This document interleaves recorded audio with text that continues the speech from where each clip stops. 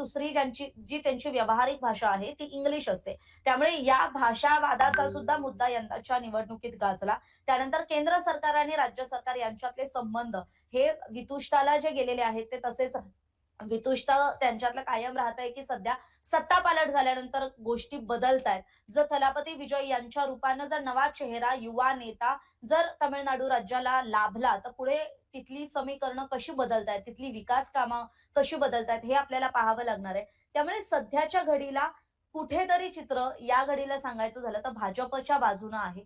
जर आपण पश्चिम बंगालच्या विधानसभेच्या निवडणुकीकडे सध्या सगळ्यांचं लक्ष लागलंय.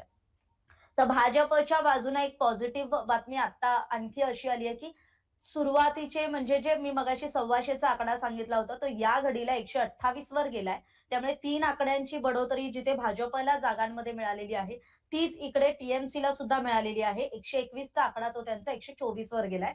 आणि या घडीची मोठी बातमी अशी, की ममता बॅनर्जी ज्या मागच्या काही काळापासून थोड्याशा पिछाडीवर होत्या, त्या मात्र यंदाच्या फेरीत आघाडीवर गेलेल्या आहेत. आणि सुवेंदू अधिकारी जे भाजपचे मुख्यमंत्री पदाचे दावेदार आहेत, ते मात्र यंदाच्या घडीला पिछाडीवर आहेत. त्यामुळे भवानीपूर मतदारसंघ, ज्याकडे अक्षता जशी मगाशी म्हटली, संपूर्ण देशाचं लक्ष लागलंय. कारण ममता बॅनर्जींचं राजकारण हे सगळ्या देशात कायम त्या आपल्या बोल्ड स्टेटमेंट्सने त्यांची वक्तव्य खूप ठामपणे मांडत असतात आणि त्यासाठी त्या आग्रही असतात. मग ते इंडिया आघाडी असो, देशातलं राजकारण असो. कारण इंडिया आघाडी जरी देशपातळीवर एकत्र असली तरी माफ करा, पश्चिम बंगालमध्ये मात्र तृणमूल काँग्रेस विरुद्ध काँग्रेस अशी लढत होतीये.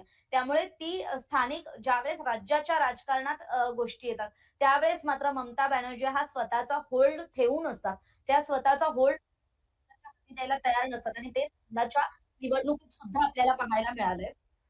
त्यामुळे पश्चिम बंगालच्या विधानसभेचा निकाल आत्ताच्या घडीला तरी कुठेतरी भाजपच्या बाजूने जागांचा कल असला तरी मुख्यमंत्रीपदी असणाऱ्या ममता बॅनर्जी या स्वतःची आमदारकी वाचवू शकतात का? याकडे जी चर्चा केली जात होती, यावरून खरं तर सोशल मीडियावर सुद्धा त्यांना ट्रोलही केलं जातंय. तर त्यामुळे आता ममता बॅनर्जी खरं तर निवडून येतात का आणि त्यांची आमदारकी कायम राहते का? कारण मुख्यमंत्रीपद कितपत राहील याबाबत अजूनही साशंका आहे.